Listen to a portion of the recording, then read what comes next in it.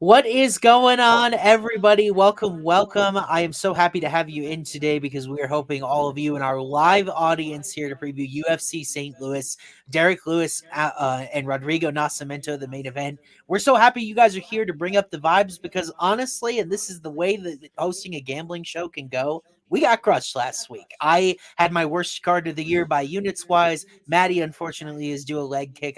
Has that happened yet with Gilbert Burns or not?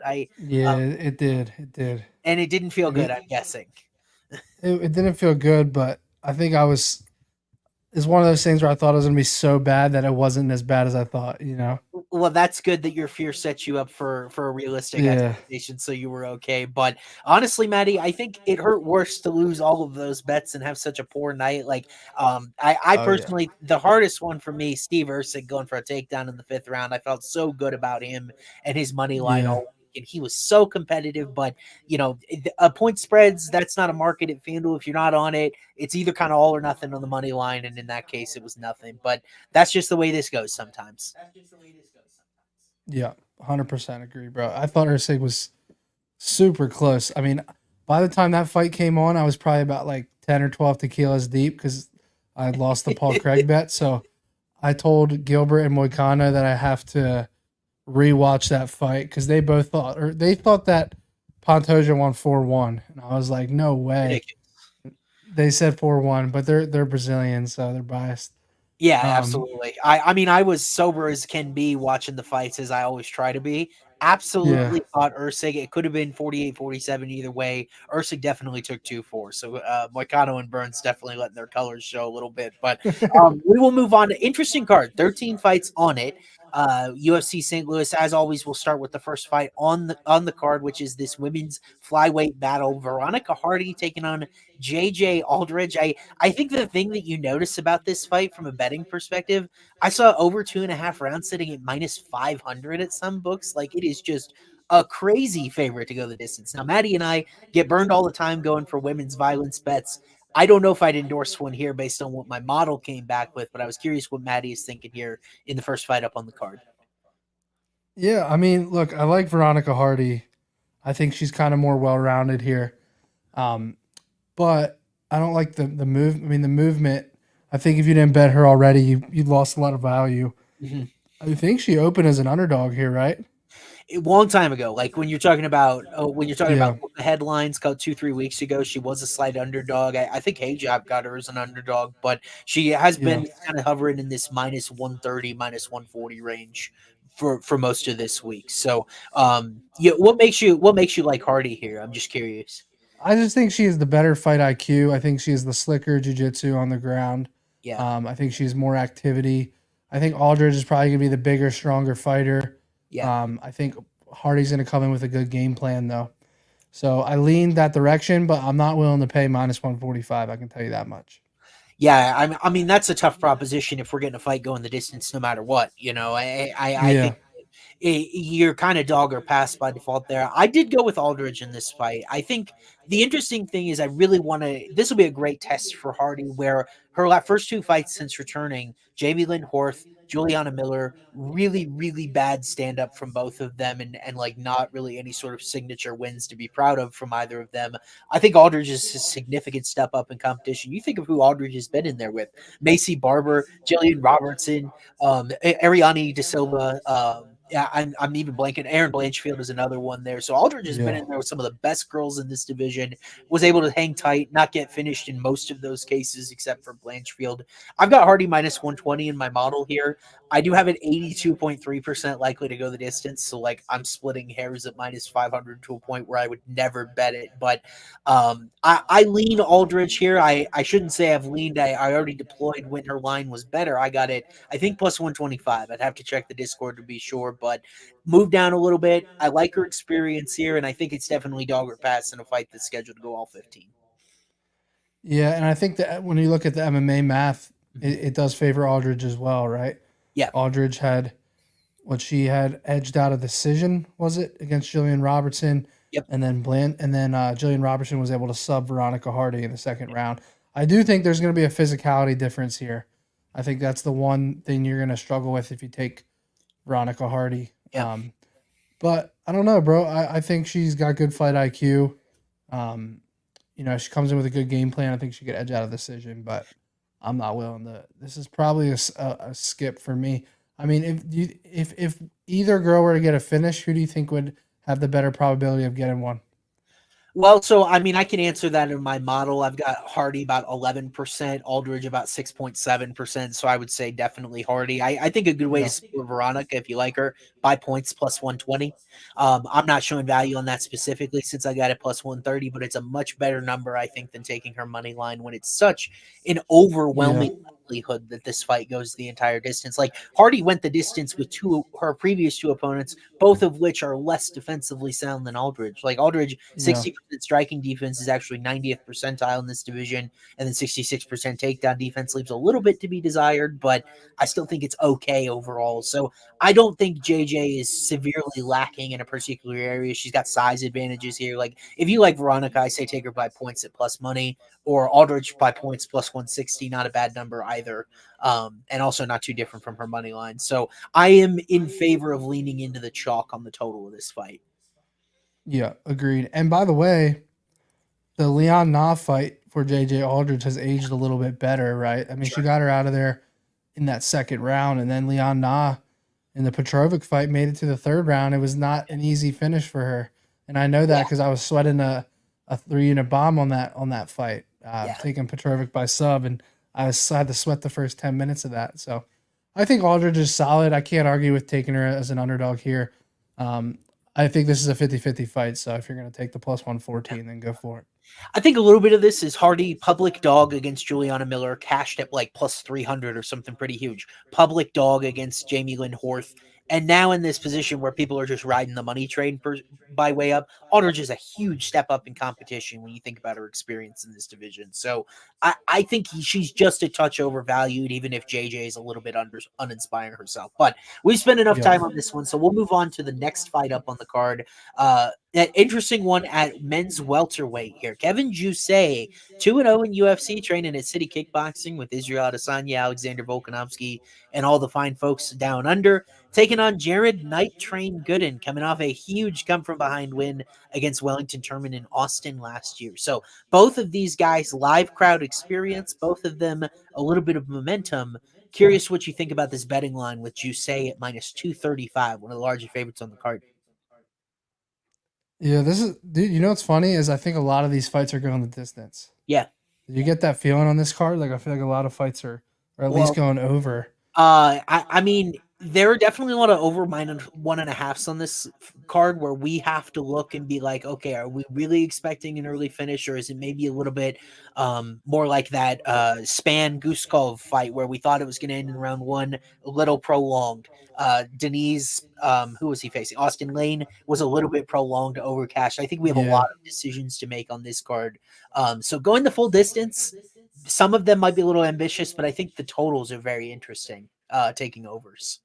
yeah, no, I agree. And the way I look at this fight, bro, is like if Kevin can survive on the feet against Kanan Son Yeah. and his explosiveness and power, I just see no reason he can't do the same thing in this fight. Like Yeah. he could just stick and move, win on a decision or maybe like a late finish, in my opinion. Yeah. I think he's a solid favorite. I would definitely pick him here. I think he could even be a parlay piece. I just think Gooden is, if he can find a big shot, then he can win. But I just think Kevin's going to be too much for him on the feet. Yeah. I mean, you think about it, I think the hallmark traits of Jared Gooden, he's just so durable, right? He took that beating from Alan Joban, went the distance with Randy Brown, and this is with a 48% striking defense. He's very hittable, Mhm. but he's also just been hard to get out of there. You look at his neck right there. He's just hard to sub, too. He's never been submitted professionally. I don't think he's super prone to being finished. And like you said, I have this exact same note circled down, Matty. Sunken 1.29% knockdown rate. He dropped Ian Gary. Real power in this division. Gooden not really shown that same power. 0.29% knockdown rate. It's closer to Wow, zero. So, um, that's way lower than I thought it would be. Yeah, I think a little bit of that finish against Turman was the fact that Wellington cutting down to 170 when he'd been at 185 for a while, maybe a little bit more chinny than the average guy in this division. Jusei's durability is what sold me from that Kenen's Song fight, because I don't think Song is bad. He's 5-4 in UFC, and Jusei absolutely pieced him up and walked around him, like you said, stick and move at distance. We saw him submit Kiefer Crosby in his UFC debut, so there's that sort of ability, at least in terms of safety, to stay on his feet. I totally agree with you, man. I think Jusei is a really good favorite here. It's a little unnerving because the sample isn't huge, but I like typically buying these prospects with good numbers plus 3.13 striking success rate when I've gotten a good measuring stick, and I think that's where I'm at with Jusei. Yeah. I mean, would you maybe just look at a decision prop here?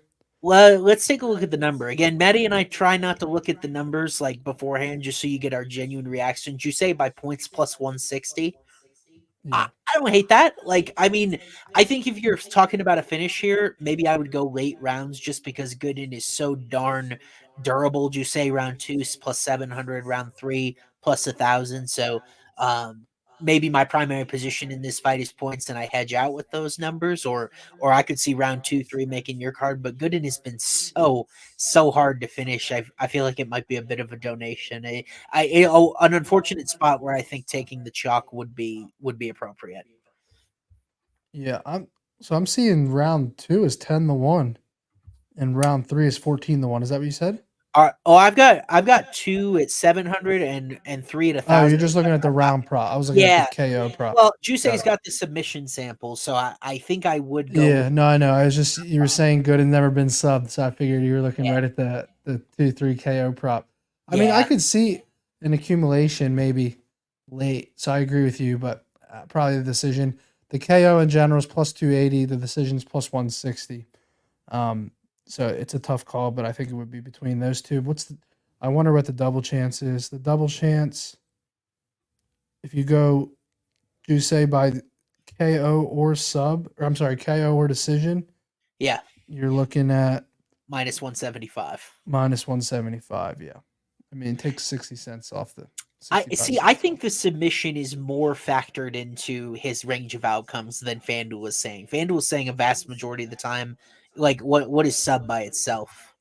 It's 8 plus 850. I would mark that lower just because these guys are 4.7 significant strikes per minute, different at distance historically. It's like this Yeah. could be a total beat down to a point where maybe Jusei is beating on him, realizes he can't get him out of there, goes for a submission on a club and sub type of thing. Like I just would want to cover my Or a base. sloppy takedown, maybe. Yeah. How many? What's Gooden's takedown attempt average?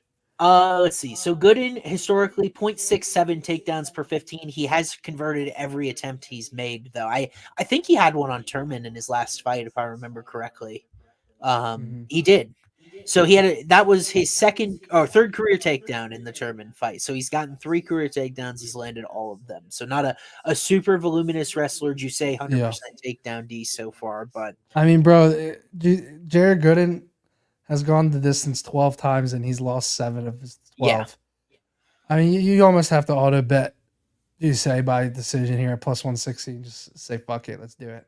yeah. Like, I don't know. We got a comment. Gooden's gonna jab Jusei. I thought Jusei's jab was one of the best features of that Song Ken fight. I think it is going to be a real battle for that jab. Now, I think the thing is that some people are questioning Jusei's level of competition. Like, what would Song Ken Jared Gooden if he lined that fight? Wouldn't Song be a favorite? I think like minus 150 to Yeah, 170. like a slight favorite, you know. Like I feel like Song's power, his own takedown defense, like he'd be a difficult-ish matchup for Gooden. Like I'm all for the Jusei not having a ton of experience angle. I would just hope for a better candidate than Gooden, someone we've seen just completely bested at distance. Like Gooden's UFC wins, a fight he was losing against Wellington Turman and Nicholas Stolze. Like there's not a lot of a track record for success there. Right. I think Jusei it would be really surprising and disappointing if he wasn't able to control this fight. So Agreed. it sounds like you and I are kind of on the same page there with Kevin. So we'll move on here. Yeah. Next fight up, men's flyweight. Super interested to get your take on this. I threw a bet out there on it last night on our Home of Fight Discord. Again, we'll have that. We'll have that on in the episode description if you want to join us there. My picks, Maddie's picks, Hey Jive, Clint McLean, all your friends and family on the Home of Fight Discord. I had a bet on this fight that I put out yesterday. Just kind of a moment, light bulb moment for me about what this fight's total says versus what its winner says. Jake Hadley and Charles Johnson, both of them probably need a win here to stay off the chopping block at men's flyweight. Really, really interesting fight decision for me here. What do you think about this fight when you see Hadley at minus 174? I mean, look, this is a tough fight for me, but I think the odds are a little bit wide. I think this should be closer to a pick 'em. I think that Charles Johnson, he's as durable as it gets. I mean, both these guys lost a decision to Cody Durden. Charles Johnson is not going to go away. Yeah. So if Hadley empties the tank, like I could see a late finish for Charles Johnson or even just a late decision win based off of rounds 2, 3. Like I think Hadley's going to come out, win the first round. And then I think rounds 2 and 3 could be, Charles Johnson. But I will say Hadley somewhat impressed me in the Cody Durden fight. Like, who do you think looked better against Cody Durden? It was Hadley. It was definitely Hadley. Yeah. I thought Hadley looked good. The scrambles in that fight were crazy. Mm-hmm. I'm going to rewatch that fight tomorrow when I watch some footage. Yeah. But I will say I think minus 175 is a little lopsided here. Yeah. In my opinion, but it's a tough fight to predict. Yeah, Hadley's a weird guy for me to handicap because, like, I agree with you that I think Hadley is just some physiological, like, aberration that he wasn't able to submit Durden with that arm bar where, like, Durden was able to survive through it and it wasn't able to break. But I like Hadley's submission game, 2.2 submission attempts per 15 minutes. But, like, when this fight, it had a minus 270 total to go over 2.5 rounds. Like, they're leaning length, and that's what you get from Charles Johnson. 19 fights, never been finished. How does he win minutes? Because, like, Charles Johnson, you kind of think he's the better striker, 11% more accurate at distance, 44% striking accuracy versus 55%. And then Hadley just really poor takedown, like, offense so far. 0.32 attempts per 15, 23% accuracy on those. 35% defense. That's what beat him against Alan Nascimento, is spending a lot of time on bottom against Nascimento. We saw a couple takedowns from Charles Johnson in his last fight against Azat Maxim. Like, my fear is if you're saying that this fight is so overwhelmingly likely to go the distance, I think Johnson wins minutes on the feet. I think Johnson potentially could be the guy that's spending time in top control, and he showed really great submission defense. Like, he had Muhammad Makayev over him, all fight, 12 takedowns, right? Did not get submitted. I don't know if Hadley has superior submission talent at this point to Makayev to a point where he can get him. I'm not betting on Charles Johnson's first career finish here when Hadley, I think, is a significant step down from a Makayev. Azat Maxim, I think, is fairly comparable between these two at this point. So I was impressed by CJ. And by the way, this is his home game, Topeka, Kansas. He's been hanging out with the St. Louis guys. So, the crowd's going to be behind him in the red corner too. I like him here. I bet him at plus 140, so roughly about this number. Gotcha. What's interesting on the Jake Hadley or the Hadley versus Cody Durden fight is then Cody Durden goes out his next fight and gets choked out. Yeah. And I had Tagir Ulanbekov by sub in that fight. Right. So I was there live. It was the Colby versus Leon Edwards fight. That was like the one good bet I hit on the card, and then it was downhill from there. But I think highly of Tagir Ulanbekov though, and he has a fight coming up too, right? He's fighting Alex Perez. Oh, interesting. Hey, Perez. Yeah. Oh, that's right. Perez is getting back in there, just making up for lost time. I remember that. I mean, that's an interesting fight because I think Tagir is really good, bro. I think he's big. Tagir's really big for this division. You don't get the same size out of Hadley, and I think that the difficult part for me is that, like, Johnson, he was a worse matchup Durden was a worse matchup for him because just straight takedown defense, CJ can struggle. 63% takedown defense. We saw that against Makayev. Durden got him. I'm blanking on another fight where he was just taken down quite a few times. It was Ode Osborne got him down 3 times as well. Hadley hasn't shown that same, like, double leg takedown American wrestling sort of offense. He's been more of a crafty submission guy, willing to work off his back. I'm willing to bet that Charles Johnson's going to be okay with that when I project him to be pretty far ahead at distance. Like I like CJ here just because of the difference in matchup where Cody Durden was going to get him down. Cody Durden doesn't stop coming, right? And Cody Durden's designed to win minutes like that. I feel like Hadley is a different type of grappler that might be willing to let Johnson have more success on the feet and then maybe not have as many opportunities and as much control time with the grappling, if you know what I mean. Yeah.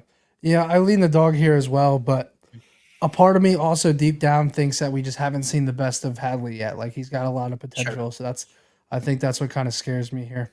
I had a sharp guy tell me he says he really likes Hadley, and Hadley's one of those guys that he's just a tough English dude, hard to put away himself. Like I do like the Yeah. over in this fight, even though it is juiced. Like I'm expecting it to go the distance, and I agree with you that I'm not sure we've seen the best of Hadley, and it's like we just had a great Charles Johnson moment, and what has Johnson been in UFC? Up, down, kind of Right. inconsistent. He's streaky as hell. Like it would not. I don't disagree with anyone that loves Hadley here. My question is just how. Like, are you forecasting the first submission loss of Johnson's career? Like, do you think he can win minutes? Yeah. Is he going to chin him? Like, what is the method? That's why I agree with you. Like, I could see myself buying Hadley next fight. I just don't think in this particular matchup it suits him well. Yeah. I think you can probably get Charles Johnson at a better number after round one, though. Good. I mean, it's a dangerous game to play, but Yeah. I think Hadley can win round one. Not afraid at all of Johnson potentially finally chinning a dude because like he had some regional knockout success and I don't know, just with the crowd behind it. Like I've got this weird gut feeling like Charles Johnson early knockout and I don't know Really? why that is. Like because Hadley 60% striking defense, very responsible, really hasn't shown any chin issues in UFC. I'm just kind of His waiting for numbers that. are huge, bro. What like what? Wait, what do we? Round one TKO 16-1. Yeah. Round two's 24-1. Round three's 30-1. Yeah, the question is like, what? See, I'm a data guy. Then I'm like, do I have any data that suggests that's coming? No, it's just a weird, uneducated fan gut feeling of mine. So what Charles I really Johnson by knockout is plus 700. okay. That could hit. That could hit maybe if Hadley just like empties the tank and then Johnson gets in like full mount or even just gets his back and then just starts pounding away maybe. Yeah, and I'm gonna pull it up here. TKO, by the way, is an interesting angle because Hadley will concede bottom position. He's a big believer in his jujitsu, you know. And I think that could bite him at some point. Flyweight finishes weirdly common. Like you look at flyweight, 58.7% finish rate, third most common behind light heavyweight and middleweight. Isn't that weird that these little guys Bro, tend to finish fights more than larger weight classes? I think I have to do it, bro. I think I have to go Charles Johnson. By round two, TKO 24-1, round three, 30-1. I think I have to do it. Yeah. I keep waiting in for St. that. Louis. Yeah. In St. Louis, he weathers the storm early. Yeah. And then I think I have to do it. Yeah. I would not be opposed. I do like Charles to win this fight, so maybe I'll tail you on that because just so we're on the same page. Because like I just get that gut feeling, bro. I'm like I feel like Charles Johnson's gonna come out and have his signature UFC moment. I don't know why I can't shake it, but we'll move on here to hopefully more concrete and less of my gut feelings. Yet the data in this next fight, I think it's a banger. Like I cannot wait for this fight to find out more about these two welterweight prospects. Trey Waters taking on Billy Goff. Both of them coming off successful UFC debuts. Matty, this is one I have circled of. I got to hear Matty's opinion on this because I don't have a super strong lean on it. I have not bet this fight yet. And I'm just kind of taking inventory of what everyone thinks. I've heard good arguments on both sides. So where do you sit with Waters? A pretty decent sized favorite, minus 170. I like the plus money here, bro. I think if Goff can close the distance and just come in and overwhelm him, but if he sits at range in this fight, I think he's going to get picked apart. Sure. But I kind of think this dude's a nut, bro. I think he's just going to come forward and be too much. Look at all of his finishes. Round one, round two, round one, round two, round one. Like he's just super aggressive. Yes. And I believe this fight he opened as a favorite. Am I wrong on that? Goff, I did not see him favored. I've seen it hovering in this range pretty much. Could be wrong on that. At it. Let me take a look. Maybe you're right. What do you like in this fight? So I'm leaning the same direction as you, which is kind of interesting because, like, I think you're right. Waters at distance, he's going to have physical advantages over a lot of guys in this division. 77-inch reach, just like Josh Quinlan couldn't figure it out. He was just sitting getting poked apart at range, wasn't willing to take those chances. I think Waters is a little bit chinny. Like a couple of regional fights I watched, it looked like he didn't love getting hit. And Billy Goff is kind of a tornado. Like you said, it feels like he's super aggressive. That comes out in his analytics. How about this? 10.22 significant strikes landed per minute, 46% accuracy so far. Now, that's in a pair of round one finishes, so the sample isn't huge. But you're thinking to yourself, Goff is just like recklessly coming forward, right? Not really. Mhm. 64% striking defense would be 90th percentile or better in this division. 100% takedown defense so far. And by the way, Billy showed a little bit more wrestling on, I believe, the Contender Series is where he mixed in a takedown. So like, Goff is 25. I think he's getting better. I don't know anything about this small gym that he trains with, but like, he seems like one of these guys that is going to be a good idea to have plus money on because he's just super aggressive, high variance, decently well rounded. Like, I don't think you could buy Waters at a higher point when he comes in on a 4 days notice ish, takes out Josh Quinlan. I think Josh Quinlan's a little bit overrated. Like I liked Danny Barlow against him in his last fight. I think Billy Goff comes out. He takes out. You remember Yusaku Kinoshita, the guy they called Japanese Connor or whatever his Yeah. name was. Like they favored him against Adam Fugit. They favored him against Goff. Maybe Kinoshita's not bad. Maybe Billy Goff and Adam Fugit are a lot better than we think. I think that's within the range of outcomes. I think I like plus money with Goff here too. When I texted you, I texted Maddie on what was it, Tuesday? I said, "Hey Maddie, I think we finally have a dog card. This is one of the fights that I had on my mind where I think you take the plus money here. I know the reach disadvantage could be bad, but Goff is a guy that I kind of just want to put my money behind him. I feel like Waters is a little bit more safe, a little chinny. Haven't seen like he definitely got submitted quickly by Gabriel Bonfim. I don't think there's a lot of sub danger from either of these guys. So I kind of want the more aggressive striker. And then to me, that's Billy Goff. Yeah, I'm with you. I do want to watch some more footage here tomorrow on this fight, but Good luck. early lean is definitely on the dog here for sure. Yeah, I like Billy. I really do. I wish they didn't give him such another successful prospect. They could have picked another can at 170. Maybe either of these guys against Fugit would have been interesting. But Yeah. yeah, don't have a ton on What did that you fight. think about the Gabriel Bonfim fight with Trey Waters? Like That it he looked took like he couldn't grapple. right, exactly. But Bonfim just came forward, closed the distance, choked them out. Yeah. I mean, Bonfim also outlanded him at distance. Like the Bonfim brothers are very good. The gas tank is questionable. We saw that again last week where it felt like Ishmael was a little bit out of gas at the end of that fight. I don't doubt their ability early, and he was able to find a sub there. Like Goff, no pro wins or losses by sub. That makes me wonder. Like, I think I would just take like early KO here on Goff. Like, I know it's chalk because he's finished round one KO in his last two fights, but round one KO for Goff plus 850, round two 11-1. I kind of prefer that to a money line because I don't think he's got a lot of decision equity. I'm wondering what it looks like when he comes forward like this and his opponent survives. Does the gas tank expire? Is it a late finish for Waters? Like that type of thing. I think I prefer maybe round one, round two angle on him rather in lieu of his money line. Mm, that's some good numbers right there. They are weirdly long when I think that's his most obvious win condition. No. Yeah, no, I agree. Yeah, I mean, like, I wouldn't want any piece of him late, so that's a weird number for FanDuel to hang out there. Those are the ones we're looking for, though. So let's move on here. We'll take a look at the next fight up, women's strawweight fight, the people's main event. Tabitha Ricci taking on Tisha. We have her former name, Torres, going by Tisha Pennington, post wedding and also post birth of their first child. So been a good household for the Pennington. You're in the Pennington household. Rocky, the 135 champion, now Pennington, a mother, and also returning here at UFC St. Louis, taking on a really tough customer inside the rankings in Ricci. One of the closer fights on the card, heavily favored to go the distance as you'd expect here. What are you thinking in this fight? So Tisha has what, 2 years off Yes. from the pregnancy? Yep. I think it was 2 years, right? She fought Mackenzie Dern back in 2022. Yeah. And she lost a split decision. The thing about Tabitha Ricci is I just have faith that she's getting better every fight. Sure. Like I feel like she's like a gym rat, right? Like she's always training, she's always in shape.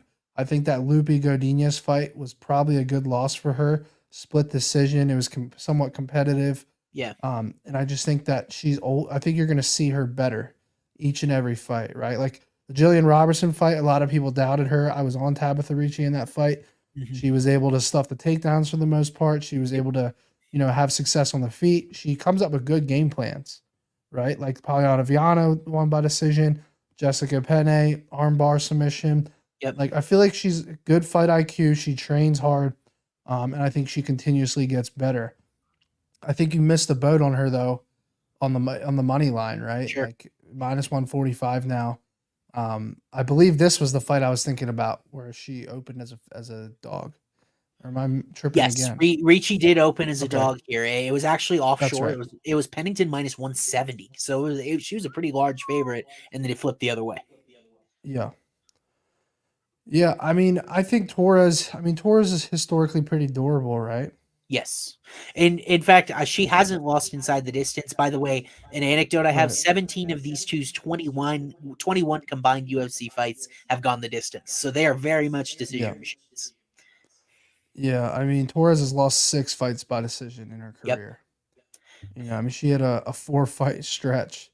Now, granted, it was Jessica Andrade. I mean, Joanna. that's the thing, though. She's fought the best competition. I mean, Yes. the competition she's faced is 3 times better than Tabitha. Yeah. It's not even close. Angela Hill, Marina Rodriguez, Weili Zhang, Joanna, Jessica Andrade, Rose. I mean, she's fought killers. Yep. That's where I'm struggling. This is a tough fight for me. I can't take, as much as I like Tabitha Ricci, I can't take her at -145. Yeah. This honestly might be a fight that I skip. There's just too many question marks. Yeah. I think skipping is not a bad idea, because my model's got Ricci at -130, so I'm right with you. Like I don't see a lot of value on either side of this fight. 87.0% likely to go the distance. I'm in line with odds makers. I'm actually showing value because it's only -330, which I think this could be a parlay piece for us if we want a little action that way. But I think this is a similar fight to the first one, where if you like a particular fighter, take him by points. Ricci by decision +130, Tisha +170. And to me, it all comes down to can Tisha Pennington stuff the takedowns here? She stuffed 25 of the last 32 she's faced, so really improved from when she gave up 10 takedowns to a Jessica Andrade way back in the day. Mackenzie Dern couldn't get her down that way. Ended up pulling guard a couple of times to have success in that fight. I don't think Ricci's jiu-jitsu is strong as Mackenzie's, but she's a better wrestler. So, I think this fight looks one of two ways. Either Ricci will have success getting takedowns, a lot of top control time, goes the distance, or she won't. Pennington edges out rounds on the feet, ends up going the distance, and she wins by decision. So, I lean Tisha, especially with striking criteria, the scoring criteria favoring strikers. I'm leaning plus money here, but I don't have a strong rate. I think the line here is really good, and if you like a particular fighter, take them by points. I'm with you, bro. Yeah. A point spread could be a good look here as well. Again, not available on FanDuel, but some books do have a point spread. I'm pretty sure it's going to be pretty lofty. Let me just check unnamed shady sportsbook and see what we got for a 3.5. Sorry, I was looking for a way to bet the Celtics beforehand before we came live here tonight. I went with their team total, so we'll see if it hits. But let's see. So point spread, let's see, it's -185 plus 3.5. So I think that's a decent parlay piece if you get it. So I would so agree that that's how close. Maybe a split. What do we got a split decision prop on this fight? I'm taking a look. This smells like a split, doesn't it? Oh, Hey, split decision plus 250, bro. On this one. I might bet that, dude. I might bet that. This one smells like a split decision. You know what's weird though is lately every fight that feels like it's a split decision, it's like all 3 judges have it 29-28. I can't remember which fights I'm talking about, but it's that's shady. Couple... That's shady as fuck. Well, here's one. How about last week with Pantoja and Ursig? It's like nobody gave Ursig 48-47. Not one of you. Not one of you thought that Ursig won the 3rd round. I think that's a good number. And I was expecting that number to be plus 175. So I might bet split decision in this fight, and that's it. And then, like you said, it'll be all unanimous, 29-28. Yeah. And we move on, and I've lost more money. But let's keep it moving without much betting value in that fight. Up another one here, a really good card in St. Louis. These guys got a good one. My favorite fight, first bet I locked in, is this one right here between Esteban Rebecki taking on Terrence McKinney. Couple of lightweights that have had plenty of success in the division already. I'm a sucker for T-Rex usually, man. He's just usually nonstop action. That Drew Dober fight was absurd. I like the way Terrence McKinney fights. He comes to scrap every time. I expect he will do so for the fans in St. Louis. What are you thinking here, bud? I don't know what to do with this fucking fight, bro. I really don't. Can I sell you on Terrence McKinney? Please. He was the first bet that I locked in this week. Terrence McKinney. I think you look back, Rebecki's debut against Loic Radzhabov was taken down 11 times. Look at it. I say this to anyone, homework. Go back, watch the first round between Esteban Rebecki and Kamuela Kirk. It was almost a 10-8 in Kirk's favor. He controlled him on the ground the entire fight. He had no way of getting up. We've already seen elite top control from McKinney in some of his fights. He submitted Ferris IAM. McKinney 3.52 takedowns per 15, 36% accuracy.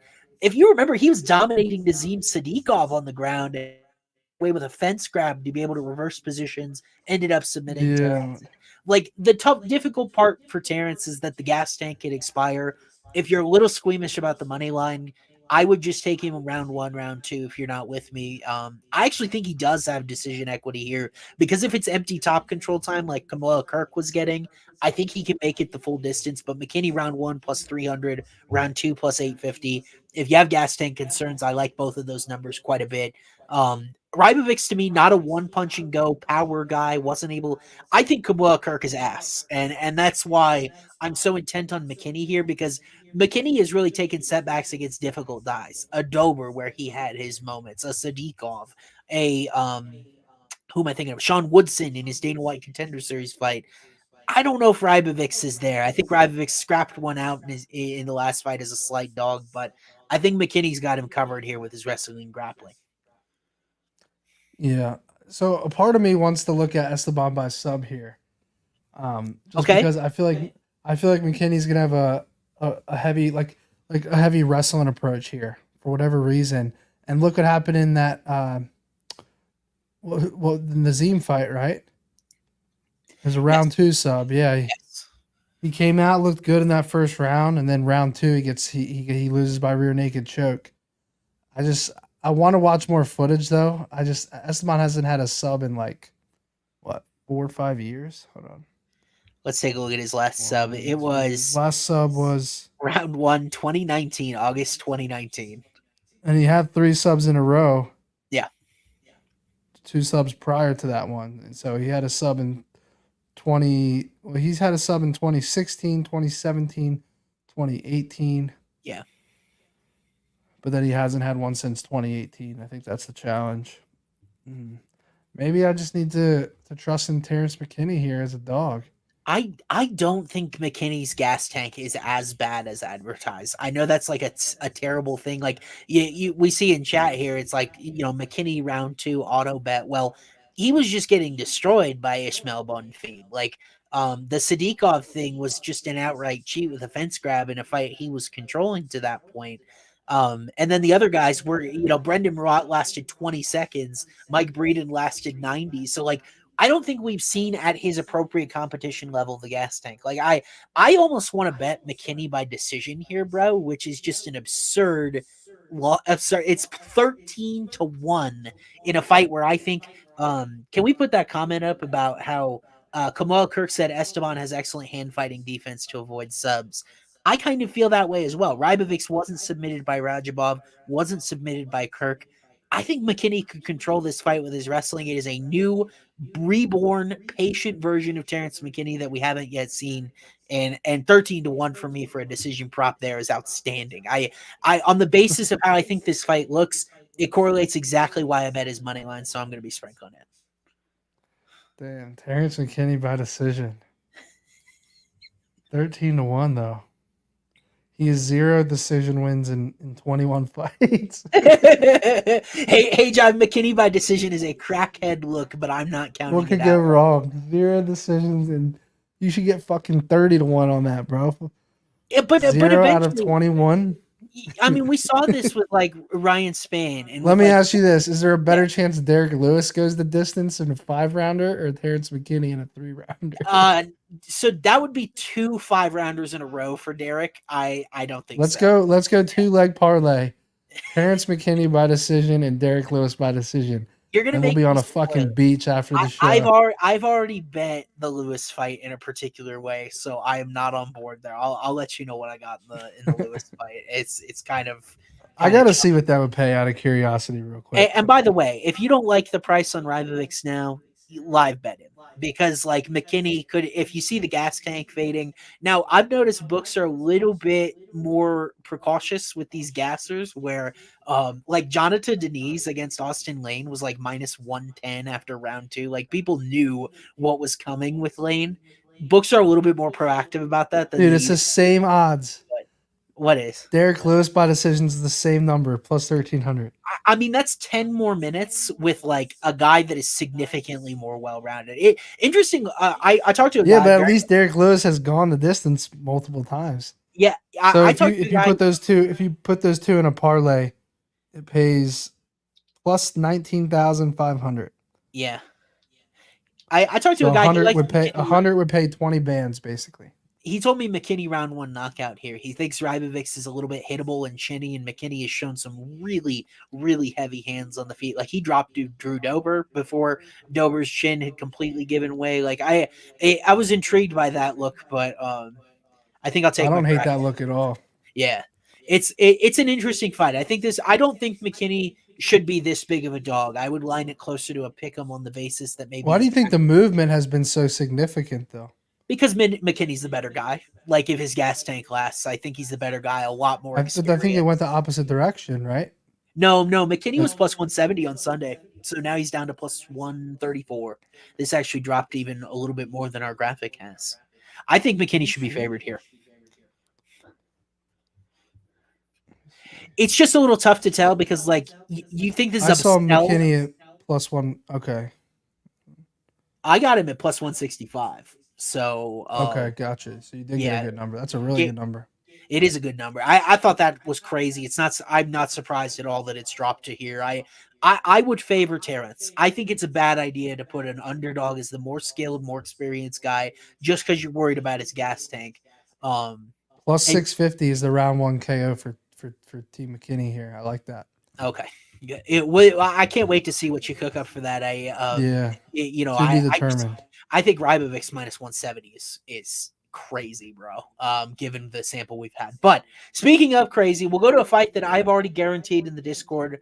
I will not be betting because there is no chance that I get it right. It is a 2-outcome fight where I will not get it right. I will get it wrong no matter who I take. So I'm not going to. I'm just going to listen to Maddie's case and let you guys have the fun on this total roulette wheel between Vyacheslav Borchev, Chase Hooper, total as striker grappler as it gets. Like it could not get more stark than these two. I'm curious what Maddie's thinking. Borchev was minus 155, hovering in that area all week. What are you thinking here, man? Because this fight has divided the gambling world this week.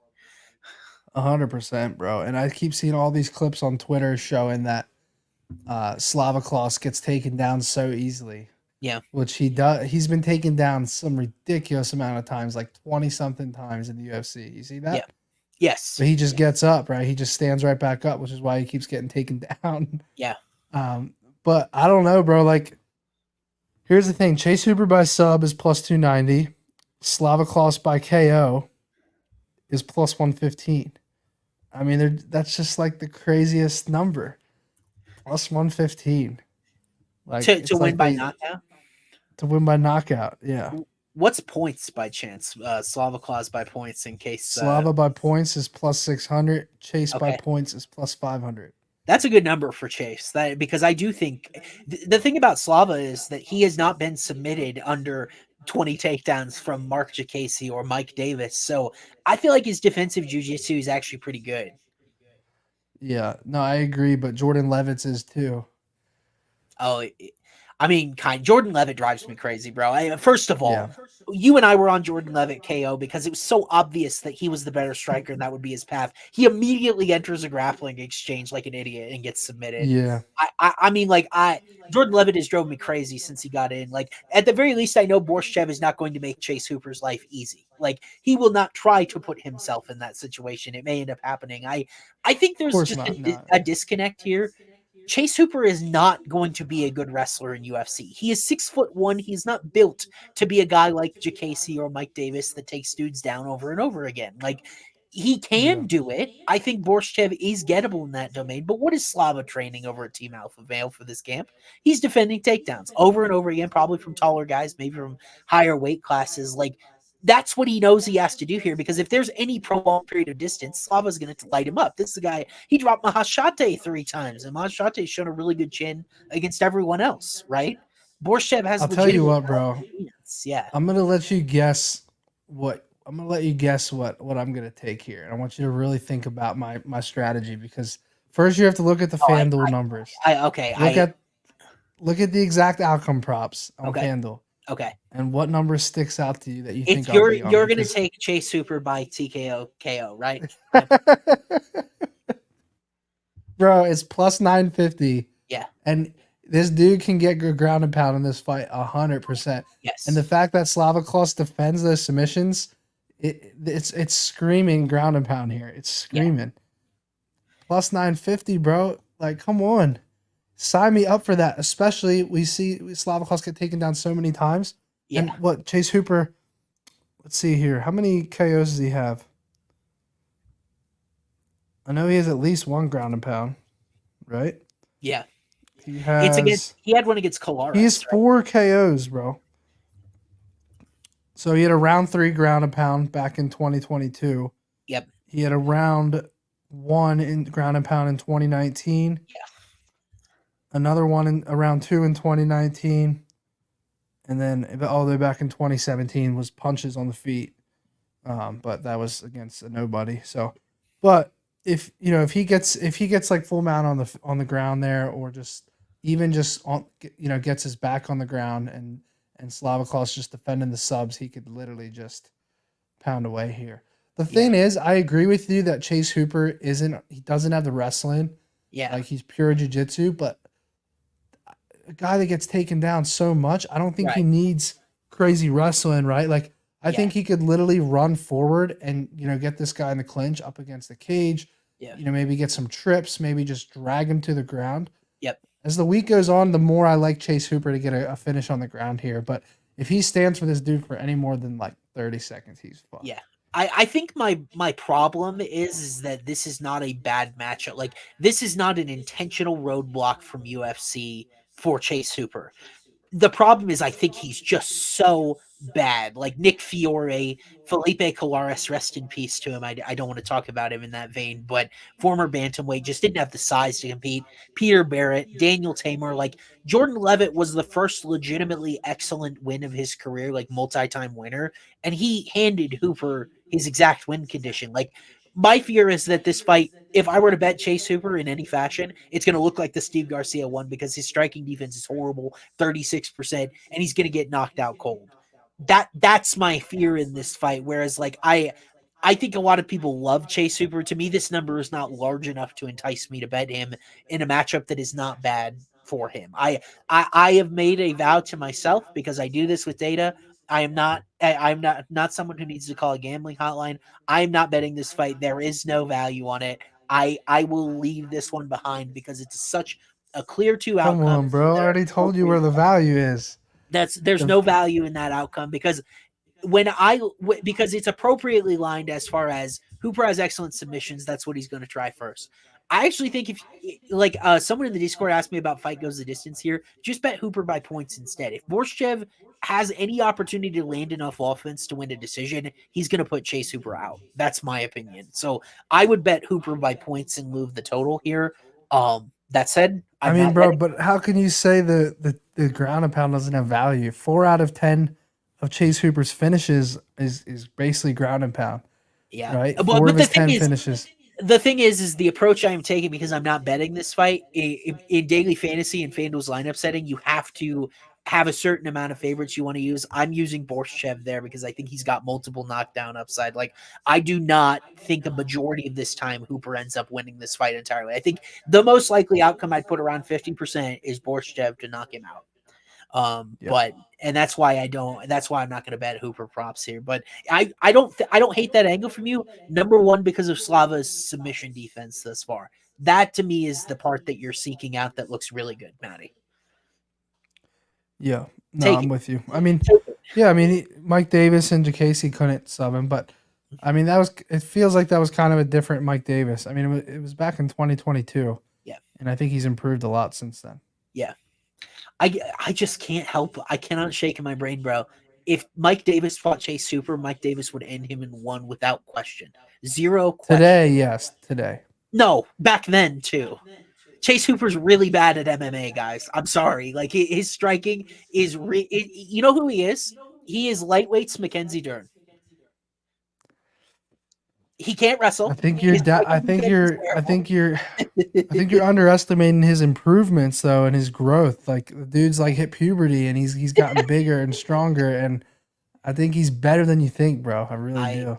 Yeah, I mean, like, there were some matchups that in hindsight, like when he had to take on Alex Caceres. Caceres is like a fringe ranked guy at featherweight, so that was not fair, and he stayed around the whole 15 minutes.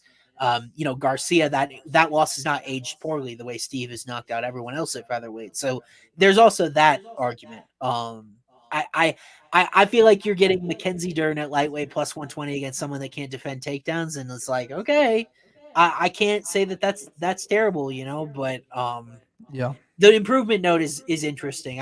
My question is, why is Slava so bad defending takedowns training a Team Alpha Male? Like, you got Andre Fili in your gym, you got all these guys. Like, what are you doing? Like, are you not defending takedowns in the gym? Like, why are you so bad at it?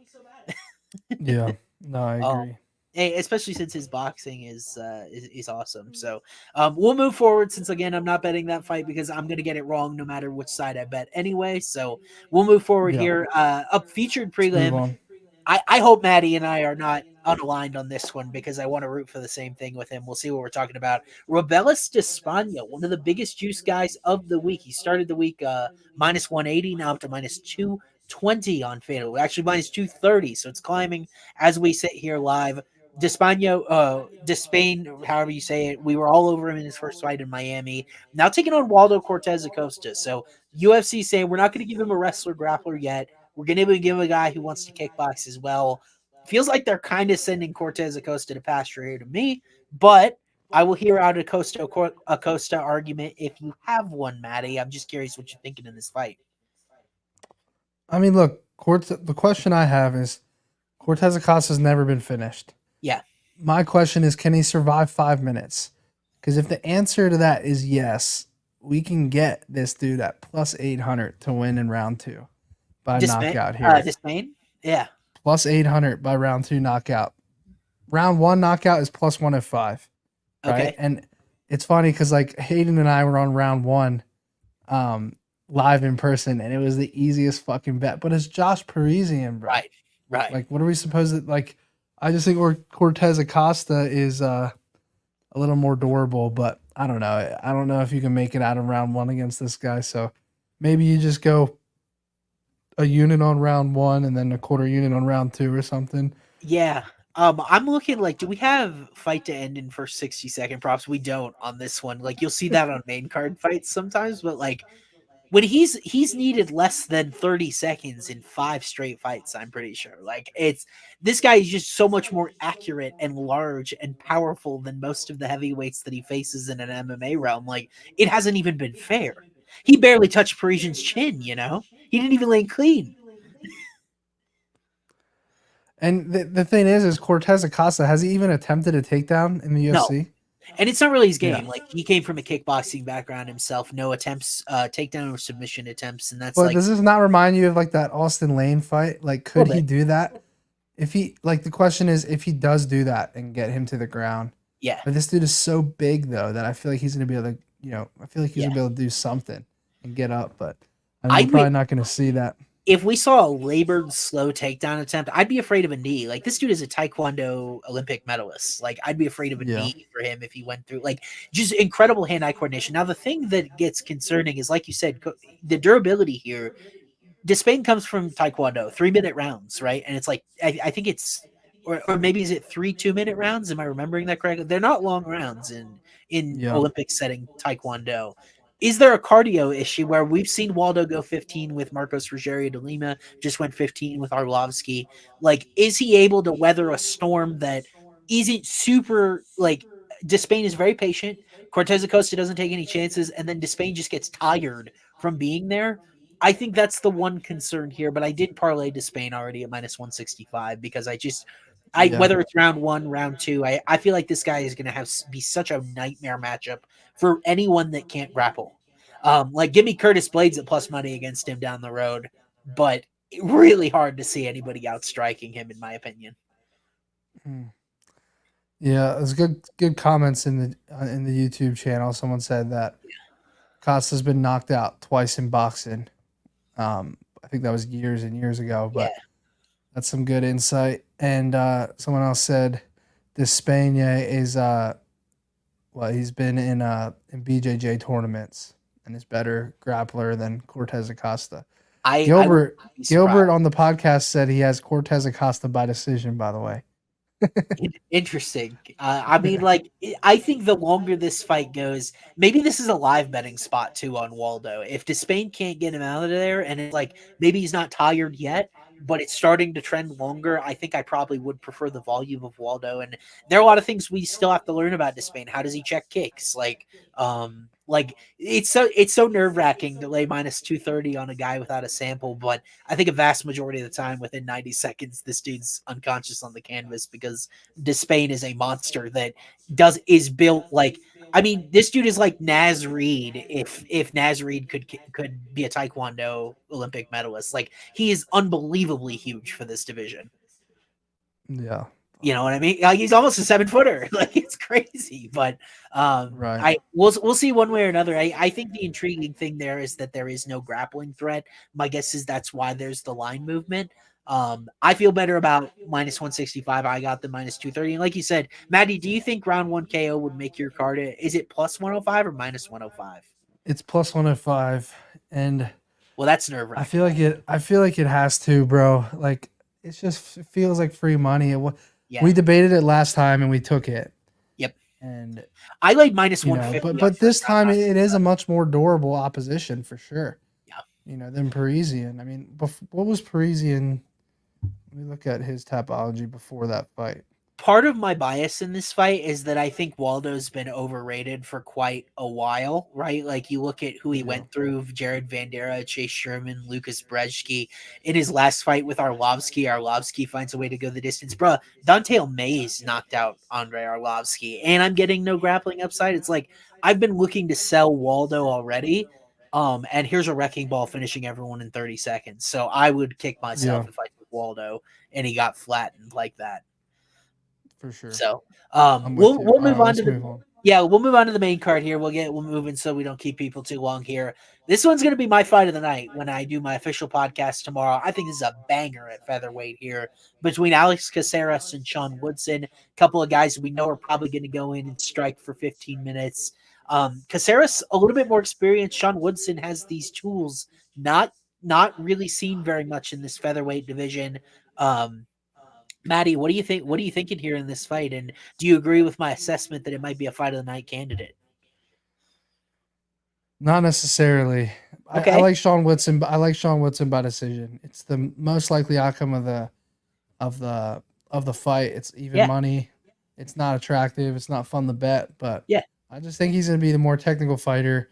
He's great takedown defense, great boxing.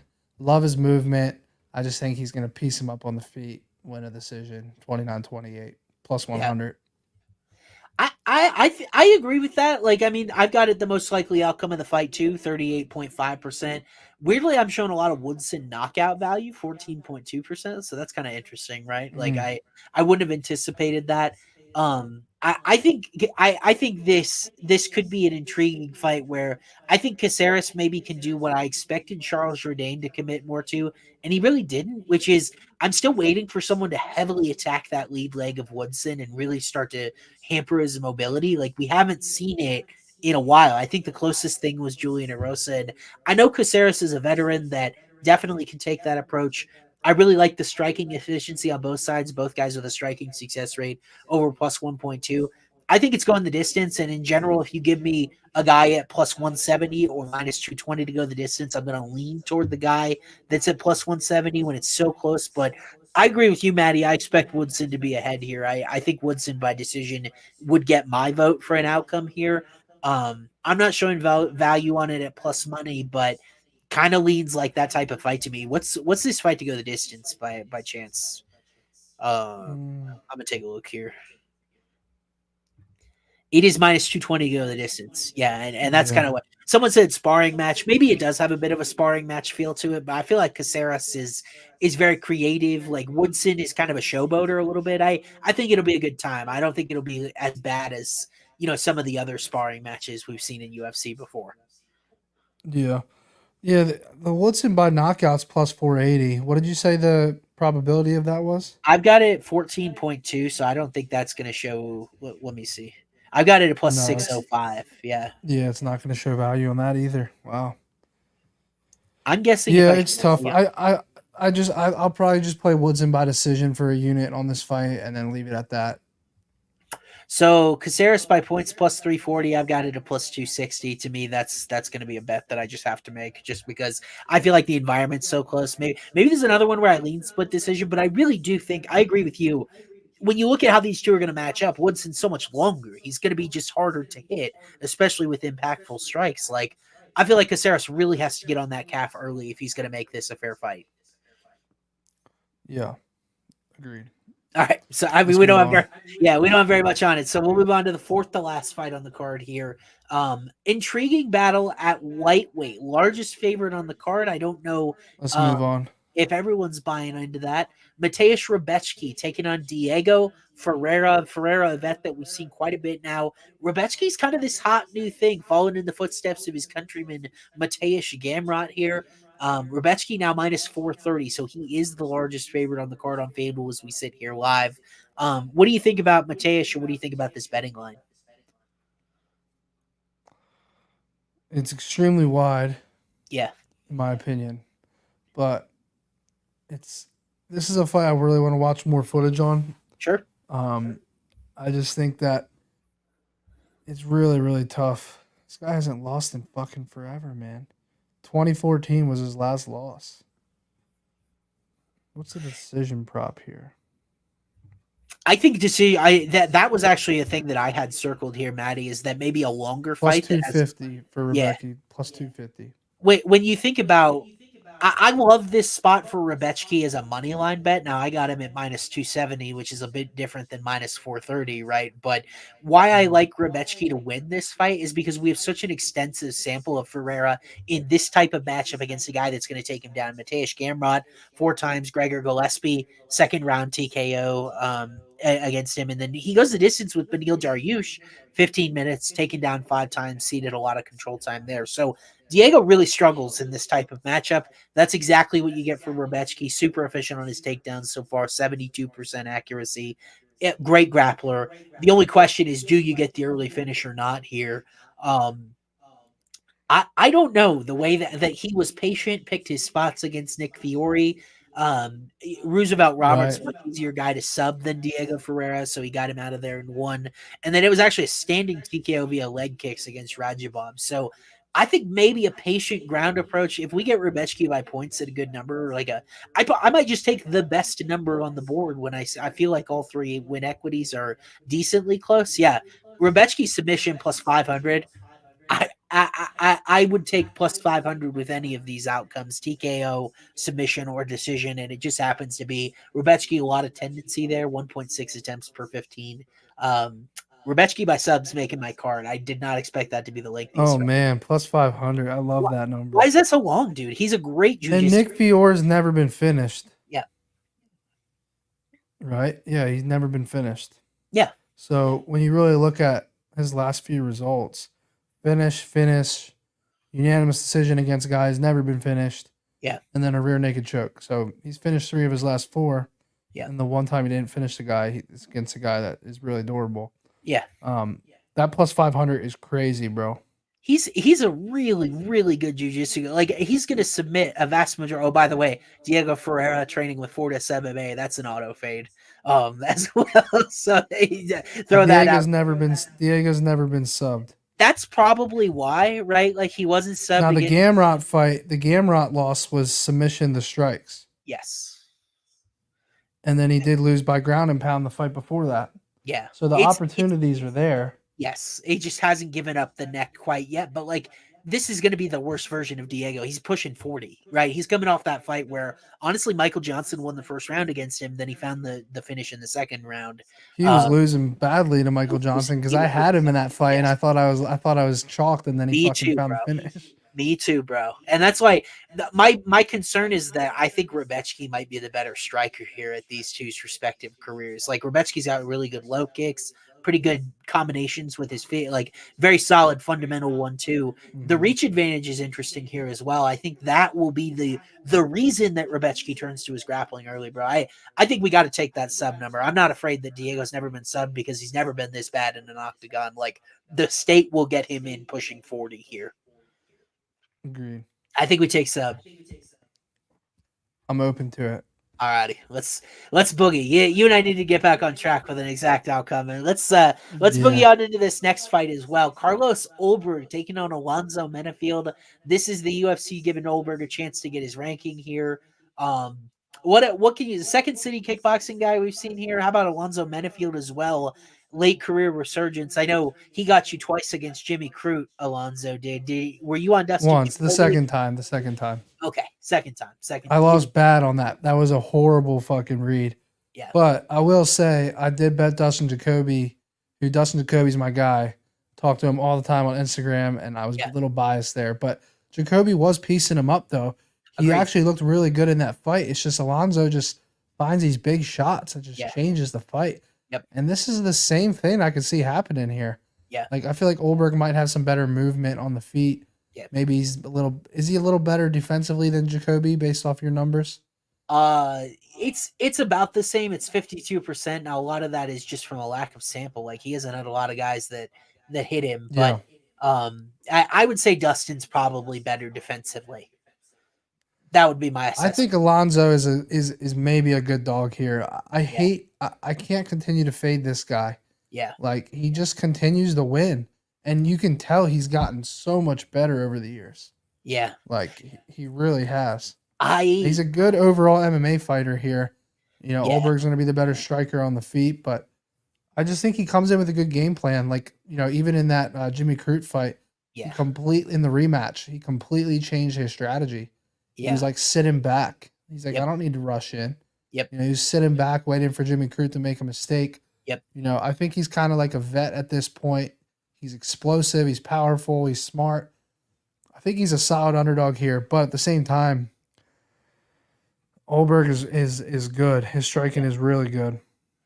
I like Ulberg here. I think that the thing that you asked me who's better defensively per minute, I would say Jacoby. I think, though, Ulberg is not as chinny as Jacoby can be in this current state. Like, we saw Mirzakhanov get Jacoby a couple of times. Like, I love Dustin. I actually thought he beat Menifield. Like, if I was scoring the fight, I had a 29-28 Jacoby. So I don't know how appropriate it is that he comes in and moves in. So that's one sign he might be a little overvalued. Totally different volume proposition. I can't get out of my head the dude Menifield losing to William Knight at distance because he just wasn't doing very much. Ulberg is a very Ulberg did lose to Kennedy back in 2021. Yeah, but that was a random chin. Like, you look at the strike. Jacoby chinned the shit out of him in the first round. You talking about Menifield? No, I'm talking about Dustin Jacoby. Remember, he knocked out Kennedy and Joku in the first round. I won a shitload of money on that. I mean, dude, he was piecing up Kennedy, though. That was a lucky left from Kennedy, in my opinion, dude. Like, I feel like that's what happens to Alonzo, though. Think about it. He gets pieced up, and then he finds the big shots.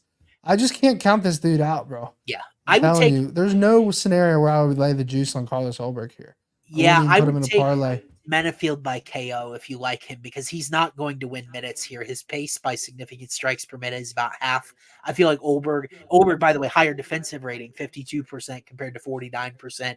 And the thing about Menifield, I feel like his grappling's a little underrated. Remember, he submitted Jimmy Crute, actually has another Von Flue choke in there as well. He just doesn't wrestle very well. 0.667 attempts per 15. Ulberg actually great takedown defense so He's far. got a nasty submission. He's got the. Yeah.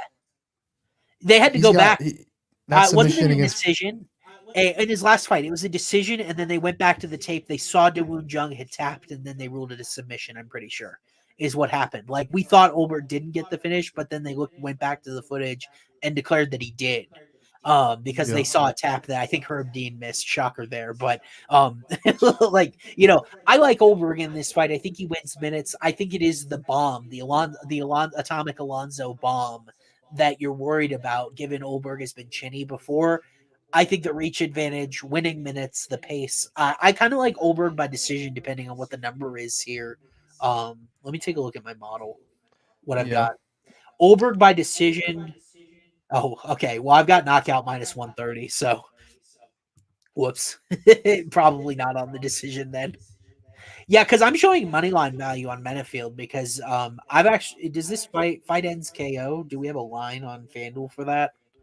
Ulberg by Menifield by KO is plus 460 and Menifield by sub is plus 1100. That's intriguing. Menifield's pulled out a couple of those, man. I would not write him off for it. Oh, here we go. How will fight end? Knockout minus 195. I've actually got that. I've got it higher than minus 195, I bet. Between these two's knockout equity. 68.58%. Yeah, I've got it minus 220, and it's minus 195 on FanDuel fight to NKO. I don't hate that at all when I think both guys suspect defense. Ulberg's been chinned by Kennedy. Alonso, I think that's his path to victory. Like, I kind of like minus 195 as like a parlay piece. This fight to end by knockout. Like, Ulberg, you're just a little concerned. He has a much smaller sample of going the distance than Alonso did. I don't know what to do with Alonso, bro. I really don't. He's just so confusing to me. Yeah. No, I mean, since that William Knight fight, that was back in 2021, he's on a 4-fight win streak. Obviously, well, one was a draw in the middle of that. So 4 wins and a draw. I think he's looked really good, bro. No, I just think he lost the Jacoby fight. He did choke out Fabio. Yeah. He did that Von Flue choke, and then Fabio lost a decision to Ulberg, right? Yep. Yeah. I parlayed Ulberg much better number. Bro, hold on. Oh, never mind. Like, I hopped on it when I was showing value. I think the value's left the train, especially if he's, what is he now? Minus 290. That's pretty crazy for Ulberg at this point. That sort of money line. But you can't count out Alonso Menifield, man. Yeah. I don't play that many money line bets as everyone knows, but yeah. I think Alonso at plus 215 is a good number. Because you get the knockout, you get the submission, and then you saw last fight he won the decision based on harder strikes. So kind of a lot of different things mixed into that. Yeah, like even if he doesn't win minutes, he has the equalizer with the big shots. So yeah, the bomb. It's certainly that to me is going to be my sweatiest parlay. I parlayed Ulberg, Rebecki, Despaigne. I feel like Ulberg's the sweatiest leg by far. It's going to be sweaty. I got it minus 190, so I got good value here, which means I'm probably dead on arrival. So we'll move on to co-main event here. You know how it goes when I get CLV. It usually doesn't end well for me. Joaquin Buckley taking on Nursultan Rsoboev. Buckley asked for the St. Louis card. Better be careful what he wished for, because Rsoboev looks really scary. He's cutting down to welterweight for the first time in UFC. I think this matchup is fascinating. UFC matchmaking cooked with this line shortening by the second. Matty, what are you thinking in this fight here, bud? Joaquin Buckley literally said that if Nursultan misses weight, he's still fighting him. Yeah. Right? And I think if you're Nursultan and you are going to have a tough weight cut, and if you think you're not going to make the weight, but the thing is, this dude fought in like 3 weight classes. I think he's fought at lightweight, he's fought at 170 and 185. So dude's probably going to make weight, right? Yeah. He probably wants his full purse. nothing would make me happier to see Nurslin win by knockout. Like I just want to see him starch Joaquin Buckley. But I also think I hate to say this because I think Buckley's like a little underrated now. Like the problem is What? though is I do believe like his movement on the feet, he's gotten a lot better. Now the one thing I will say to play devil's advocate here is him beating Luque doesn't mean anything because that wasn't Luque. That was the ghost of Luque. Like Yeah. that was a different Luque, right? Like it just wasn't him. So I don't take anything. I don't take anything into that, right? I don't think it means shit. Yeah. But at the same time, Buckley has gotten better. Like it's very obvious. He takes it very serious. He's in crazy shape. His movement on the feet is very good. Since the Chris Curtis fight, he finished Andre Fialho.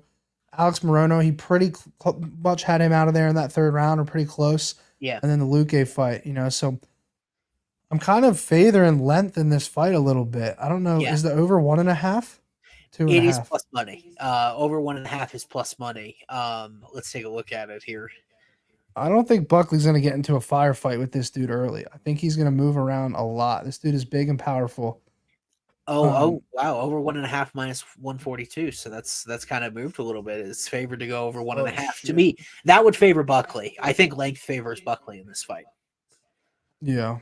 I laid Rsoboev at plus 135, so he shortened a little bit here. I'm with you. 20 submission wins. Is that crazy? It's nuts how many fights he has. I think the reason why is this guy apparently has been fighting at middleweight. He says he doesn't cut any weight, which is like that's ridiculous that he's now 2-0 at middleweight in UFC and didn't cut any weight. Like that's just genuine technical expertise to be able to just place hands right where they need to be. I disagree with you where I think Buckley's overrated at this point. To me, the Luque win. If you didn't know any better, it looked like I said underrated. Underrated. No, I think he's overrated. I think that Buckley is crazy overrated to be in the rankings at this point when he still has the same concerns I've always had. 34% striking accuracy, loads up, misses a lot. Not any submission attempts yet. He's added some wrestling at welterweight, which is interesting. I think it's an interesting note for this, where I think he wins by top control time in this fight. So could be something to note. But if you didn't know any better than me, Luque looks like he pulled guard and bet on himself to lose by second round knockout. Like he pulled guard, immediately laid the light flag. I texted you. I was like, it almost looked like Luque felt something not right in his brain and just immediately pulled guard and wanted out of the fight. Right. It was just a really weird. I mean, Luque admitted he didn't want the fight. Bro, the dude had a brain bleed, and then he came back and he won a decision by grappling, and then his next fight, he's facing Buckley, and it's like he didn't want to be there. I mean, Gilbert even told me that Luque in training is like an animal now. Like he's so mad at himself for that fight, and he's like the dude's like knocking out everyone in training. He's like the old Luque. He's like the old Luque is back.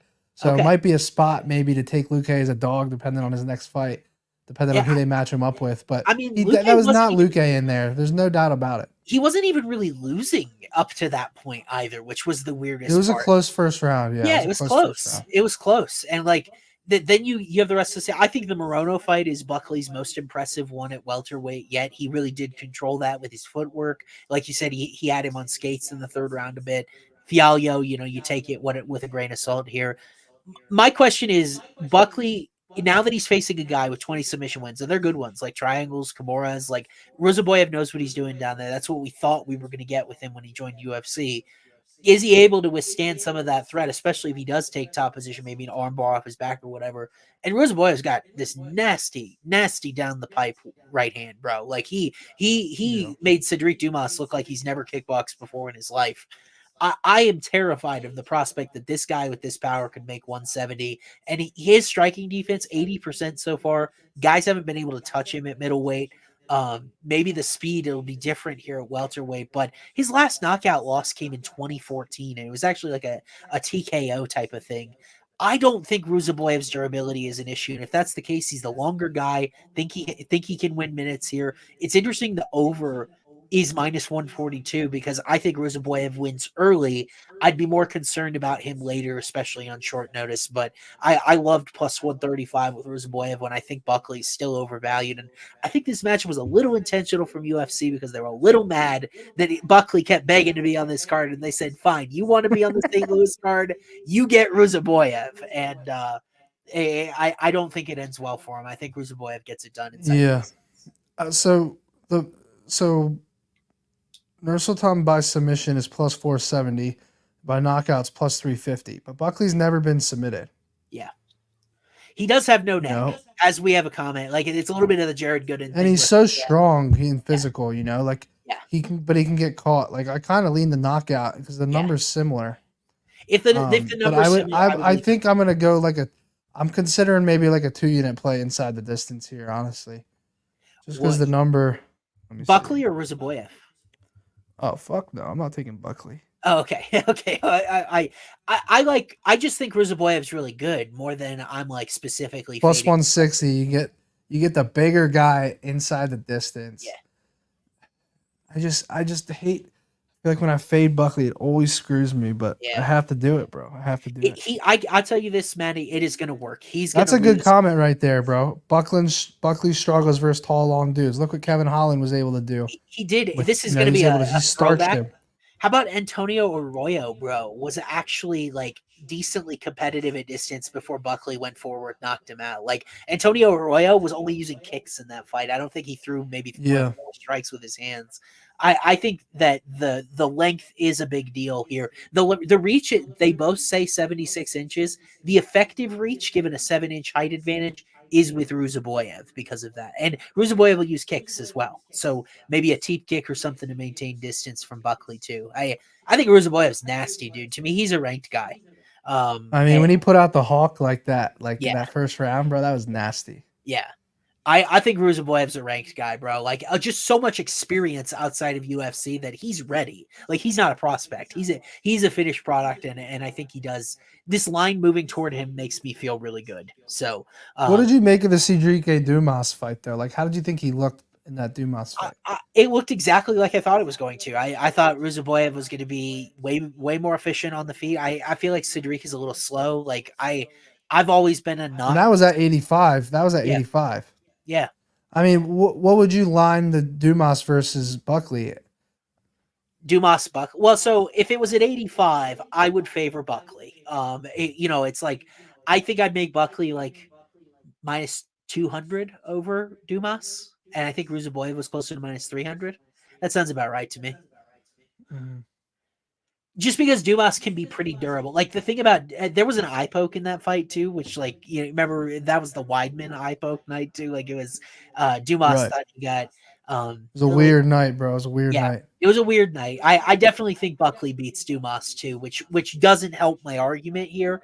I just think Rsoboev dismantled Dumas because he was so much better. I parlayed Ruzi that night. Like I think he's a way better guy. So it wasn't even comparable for me. This one's much harder. Buckley is better than Dumas is. I want to put that out there, but I still think I would favor Rsoboev here, which is why I took +135. So let's move on to the main event, which might not last long. I don't know how long our breakdown of it is. It sounds like Matty was teasing earlier in the show. We get a Black Beast main event, which is always a fun time. Like I've got my cover photo on my article this week is him doing his signature thing, which is so much fun. Like Derek Lewis is a fan favorite. Tried to not let it impact my handicap of this fight. I actually switched sides on this fight. I was in a different place Sunday than I became on Tuesday, so I can tell you a little bit about that, but curious what you're thinking here with the Black Beast -172. Bro, Black Beast by knockout is -135. It's absurd, bro. That's unbelievable. That's literally unbelievable. Let me ask you. You know what's interesting is he came out and said that he's in his prime right now, and I believe him. I agree too. He was in good shape. That's the crazy part about the Black Beast. Remember, this is he's at heavyweight. Yeah. I feel like you can be in your prime at 39 years old at heavyweight. Like he takes his nutrition more serious now, his training. Like this could be the resurgence of the Black Beast. Like the UFC could milk this dude for years. Like he could be a cash cow for the UFC the next 5 years, bro. Yeah. So do you like he signed a big long contract too. Do you like Derek here? I do like him. Yeah. I don't think I could bet that KO at minus 135. I really don't. I already I think did.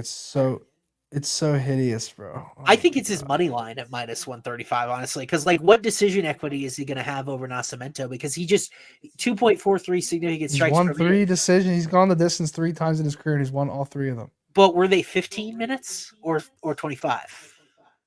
Because I don't think So he's going to be able to May, sustain volume for 25 or minutes. no, I'm sorry. I'm looking at Rodrigo. I don't know why I said that.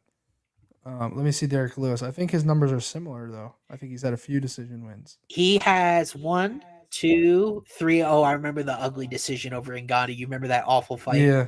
4. So he's 4-3 in decisions.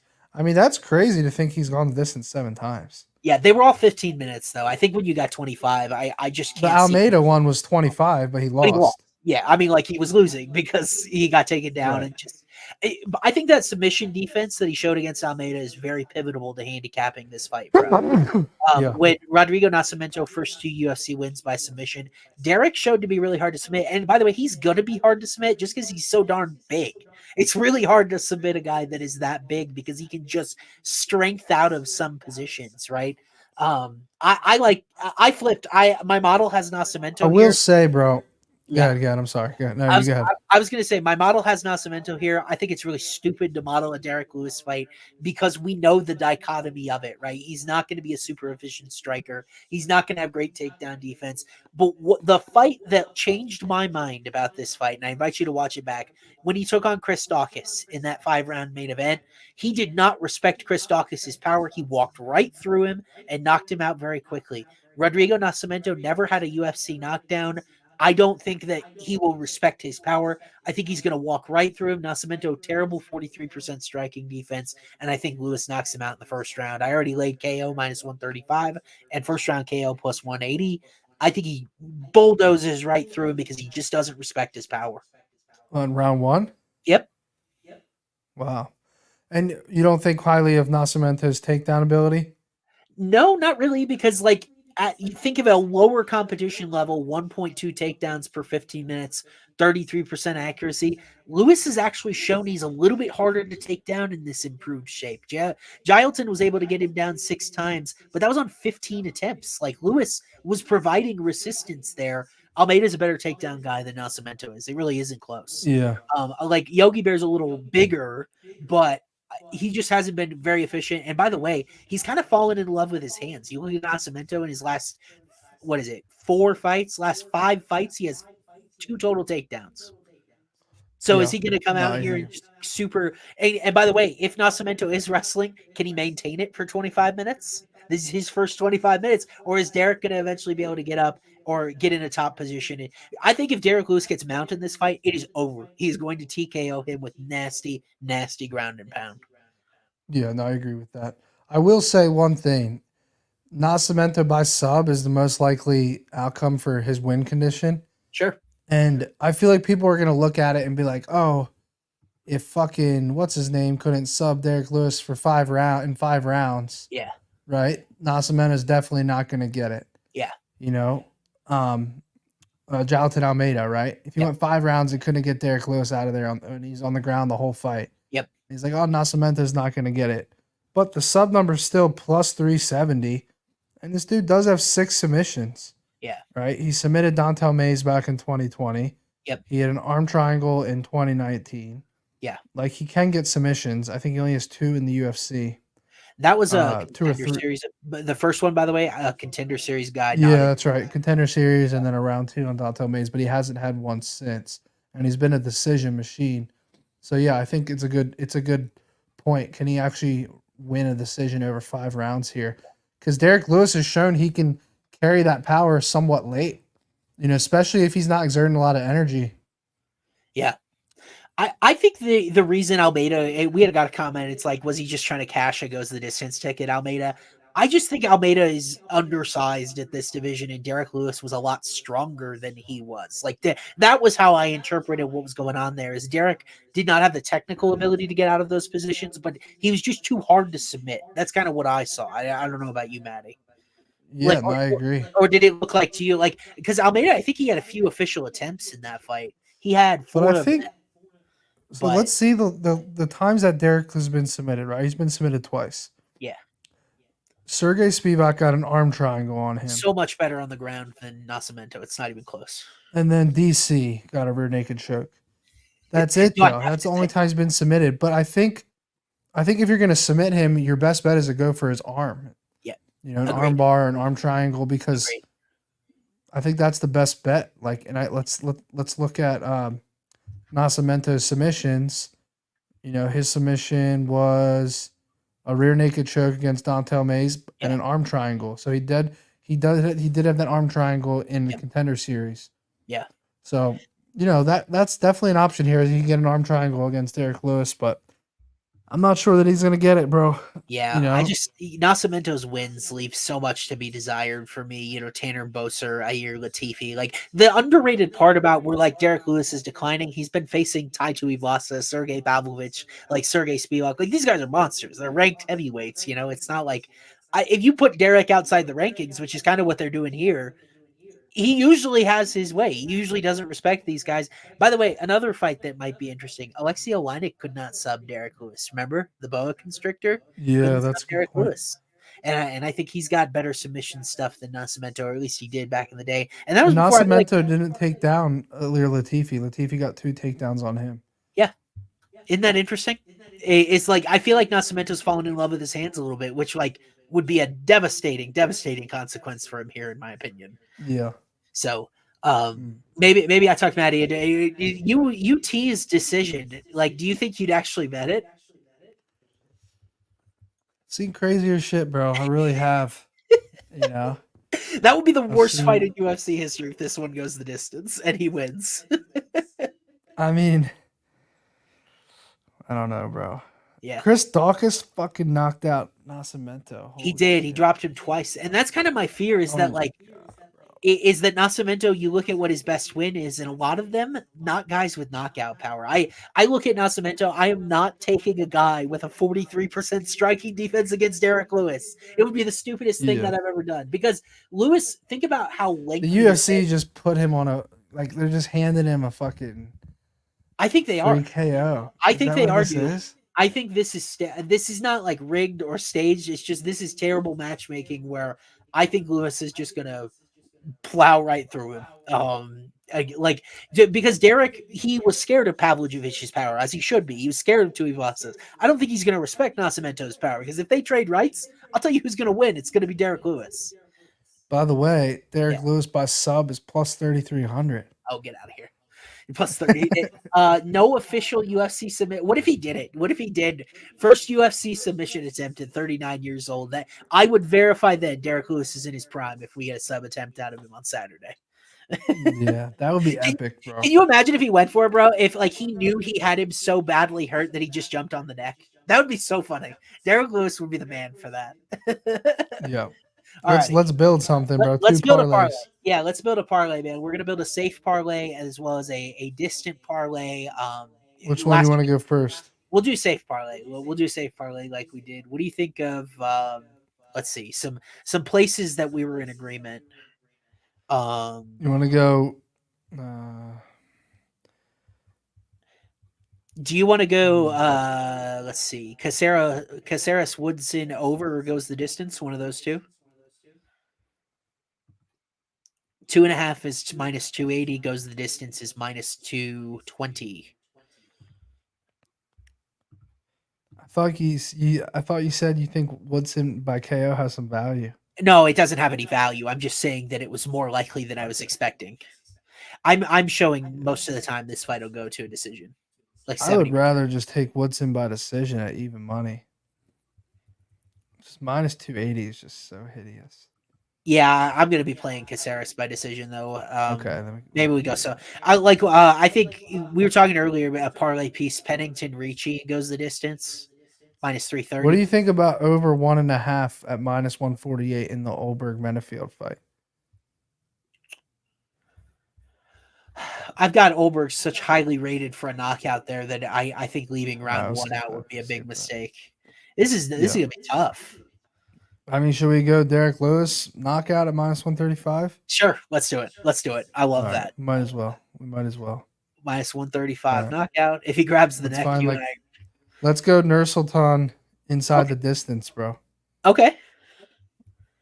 We're Plus probably plus yeah. 160. I'm good That's with crazy that Buckley's inside the distance is cheaper at plus 140. That makes Is a sense to me. lower I think number. a vast majority of that decision equity belongs to Let's Buckley. find one more leg here. One more leg. What do you think about Jusei? Money line. Money line? Yeah. If you don't like it, just say so. No, let's do it. Let's do it. I like that. Okay. This is 10 to 1. Oh, no. Hold on. No, I have So McKinney. I've got Derek Lewis by KO, Rsoboev inside the distance, Jusei money line plus 550, plus 549 actually on FanDuel. So plus that's a nice little payout for those three. That's solid, bro. I like that. Yeah, so that's our for you guys following along. Derek Lewis by knockout minus 135, Nursultan Rsoboev double chance KO or submission plus 160, and you say money line minus 230. That is our show parlay, the safe one plus 550. Safe one. Yeah, safe one. We've hit like 2 in the last 30 weeks, but safe one. But It hasn't been that long. all right. Let's build a long shot, this is the one we want to win so badly, like a 60 to 1. Yeah. You build these two leggers. You're better at crafting than me. It feels like mine's always a donation. What is your favorite long shot of the week? I mean, I already told you what it is. I don't think you're going to be behind Is it though. Hooper by KO? Hooper by KO. We'll put it. I'll put it in the. I'll tell you what, Maddie. I'm not betting that fight myself. I will hedge. Hold on. Let me take a look at something else here. What about Hooper by KO or decision at plus 320? Because we've seen plus 320. We've seen Slavoklos lose 2 decisions to 2 grapplers. I like Hooper's decision equity there. I will take that plus 320. And then how about this for the other leg? What do you think about Charles Johnson by knockout 7? You know damn well everyone's gonna be like, oh, you took Chase Hooper every scenario except his most likely, and he fucking chokes him out. but I just have a good faith in Slava's submission defense when he's against Mike Davis, Mark Jukasey, Sadikov, and he does not get submitted. Yeah. I feel so good about Hooper not submitting. I mean, bro, I want to take the ground and pound badly. So this one is 33 to 1. If we take Charles Johnson knockout, Hooper KO points. If we just do both by knockout, let's see what it pays. It pays 83 to 1. That shit's hitting. or we go more conservative. Okay. We say screw the Charles Johnson leg. Okay. We go Billy Goff by knockout plus 320. Okay. Even if we did Billy Goff by knockout and Chase Hooper by KO or decision, that's 16. Can we do Goff inside the distance plus 250 instead? Waters was such a trash grappler on the Contender Series. I would be heartbroken if it was a sub instead. That I didn't take. I just like the fact that it's a KO. Like I like doing two KOs in a parlay. But no, I'm down to do that. Let me take a look. Do we have another knockout on here? Hooper by KO or points plus 320. Billy Goff by KO or sub plus 250. You know what we really should do? That we were all in on? Rebecki submission with Hooper KO. Like we loved 5 to 1 there. Oh wow. What about the Spain? what? I say we build a KO parlay, bro. Okay. Hear me out on this. Okay. We go Black Beast KO, Despaigne KO, Chase Hooper KO. That shit's cashing. That shit is cashing, bro. This is our long shot one. Can we please? I'm begging you for my gut feeling. If I want to take one, can we please do Charles Johnson by knockout 7 to 1? Yeah. Yes, dude. My gut feel. So, oh my god. Taking out. All right, so we're taking out Derek Lewis since we already have that in the other one.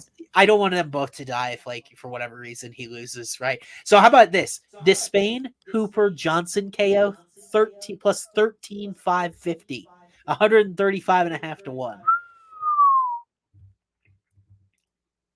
Hold on. I got to put that in real quick. That's crazy, bro. There's no shot that is the first one that is hitting for us. That shit's it's hitting, bro. And it's going to be Hooper. It's going to be Hooper, and I'm going to be upset with you because I think Hooper's getting flatlined in the first round. But I agree with you that I think that line, that number has value relative to the other ones. So you win, Maddie. Hooper by KO is a good bet. It is a good bet. Hold on, I'm missing Charles Johnson. Here it is. Yeah, it is plus 13. So like $10 would pay 1,300. Wait. Oh no, I have Chase Hooper double chance. Let me take that out. Yeah, this is crazy, bro. I think Despaigne KO is kind of a free square. It's like minus 160. Like, oh my god, you better knock on some wood. Watch that be the one to lose. Because honestly, you could take that one out and it's still going to pay huge. Because you got Chase Hooper by knockout plus 950, Charles Johnson by knockout plus 700. Do you want to take out Despaigne by knockout? So right now it's at plus 135. It's at 135 to 1. Yeah. We take out Despaigne, it's still at 83 to 1. Yeah. I like the 2-leg exact outcomes. Let's do it. That was because if we're gonna, let's be honest, if we're gonna go Despaigne, we're gonna go round 1-2. Yes. Yeah, I agree with you. You know. Yeah. Does he really have round 3 KO equity? I mean, he could, but agreed. I think you get early and late with both Hooper and Johnson, and it's better to just bet the flat KO. So let's do it. Okay, Chase Hooper by knockout, Charles Johnson by knockout, 83 to 1. So $10 wins 800. All right, so Brad, show the safety parlay. So there's on that one. There's the safety parlay. Plus 550, so 100 pays 550 on top. Yep. Derek Lewis by knockout, and Nursultan Rsoboev, I hate saying his name, inside the distance, plus 160, and Kevin Jousset, minus 230. That's the 3-leg safety one. Then Brad will put in the second parlay. I just texted it to you, Brad. It's Charles Johnson by knockout at plus 700. Yep. And Chase Hooper by knockout at plus 950. 83 to 1.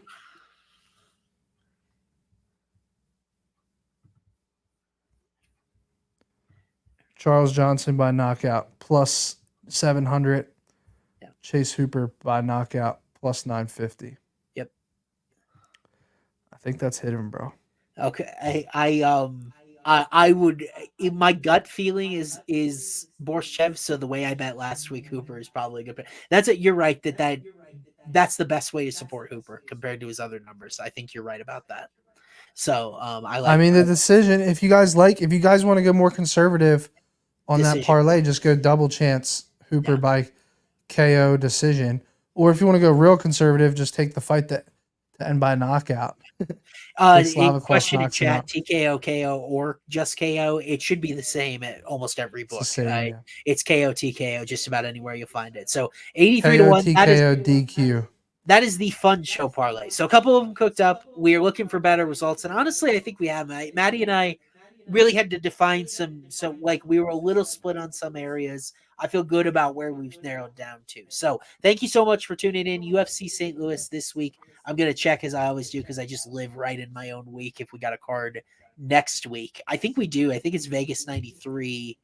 Yeah, it is. UFC Vegas 93, Barboza, Lerone Murphy next week. We will have a show for that one. Thank you guys so much for tuning in today. Again, as a reminder, subscribe to both Mattybetts' YouTube channel here if you're already here. However you found us here, Mattybetts, good stuff on YouTube there, as well as the Home of Fight YouTube page as well. I will have my stuff, fanduel.com/research/UFC.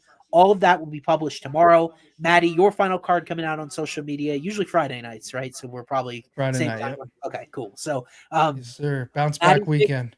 Full write-ups from me as well. Thanks so much for also one last announcement. Yeah. This Saturday night, we're doing a live stream. Nice. Gilbert Burns, Renato Moicano, and me. We're going to be watching the UFC card here at the studio. We're streaming the entire main card. Wow. And then we're doing our podcast afterwards. So if you want to tune into that, it will be on the Show Me the Money podcast YouTube channel. You can watch us live and sweat some bets with us. those two guys can't bet, but I'm gonna be betting every fight, so it's gonna be hype. Unfiltered Renato Moicano. What else could you ask for? So tune into that. Bro, could you imagine if they could bet on these fights? They would be Moicano would be going insane. Yeah, I also think they do a lot better than we do because they actually know what's going on with MMA. I don't know. I think it's the opposite, bro. I told them, I said, look, they can't fighters are the most biased. Fighters have so much bias. They admitted it. They were like, yeah, we're so biased. Especially Gilbert. Moicano actually is like, nah, I tell the truth no matter what. Yeah. He picks against American top team guys all the time. Yeah. So he don't give a fuck. Yeah, but Gilbert's pretty biased. But no, fighters just, even if they don't realize that they have these biases in their head, they're like, oh, I trained with this guy, and you know, this guy's coach used to be my coach, and you know, this guy's under my management, and they just pick because of that. Yeah. I should say the unbiased fighter, wherever they might be, might be great at this. Like you hear prognostications all the time. But thanks so much for tuning in. I got to get him out of here, Maddie. So take care, guys. Hope all of your bets hit, and we will see you again right back here Thursday, 5 Eastern, for next week's show, UFC Vegas 93. Until next time, so long. Yes, sir.